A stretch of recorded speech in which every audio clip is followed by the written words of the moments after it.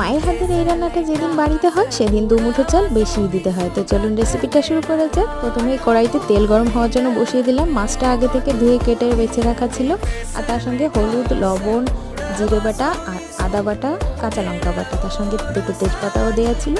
সেগুলো একসঙ্গে মিক্স করে রেখেছিলাম। তারপরে তেলটা গরম হয়ে যাওয়ার পর শুকনো লঙ্কা, তেজপাতা ছেড়ে দিয়ে এবার জিরে, আদা আর কাঁচা লঙ্কার সঙ্গে খুব ভালো করে মিশিয়ে নিলাম। তার সঙ্গে দেবো চুই ঝাল। চুই ঝাল দিলে এই রান্নাটা সব থেকে বেশি ভালো হয়। এবার তেল ভালো করে গরম হয়ে গেছে, তো তারপর দিয়ে দিলাম গোটা জিরে ফোড়ন। দিয়ে দেওয়ার পর এবার মশলা সহ মাছটাকে ঢেলে দিতে হবে। ঢেলে দিয়ে ভালো করে একটুখানি নাড়িয়ে নিয়েই এর ভিতরে জল দিয়ে দিতে হবে। বেশি সময় কিন্তু কষানো যাবে না, তাহলে এর সেন্টটাই খারাপ হয়ে যাবে আর রান্নাটাও নষ্ট হয়ে যাবে। তারপরে ঢাকা চাপা দিয়ে পরিমাণ মতো জল দিয়ে প্রায় 3 থেকে 4 মিনিট হাই ফ্লেমে রান্না করে নিলেই দেখুন তৈরি হয়ে গেল কই মাছের চুই ঝাল। ফুল রেসিপি চ্যানেলে আছে, গিয়ে দেখে নিতে পারেন। ভালো লাগলে অবশ্যই